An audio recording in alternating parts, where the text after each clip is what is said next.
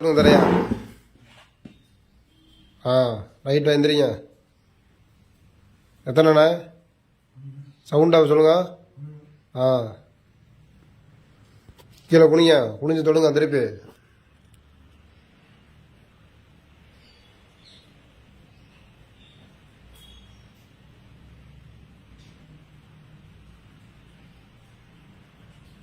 கை 5 இப்போ 2 விரல் அப்படியே தரையை தொடர மாதிரி வைக்கணும். தரையை அப்படியே 5மே 10 விரலுமே தரையை தொடணும். நல்லா தரையை தொடுங்க. நல்லா தரை ஒட்டணுமே. ஒட்டுங்க கையா. கீழே வைங்க. இன்னும் வைங்க. எந்திரிங்க. எத்தனை? திருப்பி குனிஞ்சு தொடுங்க.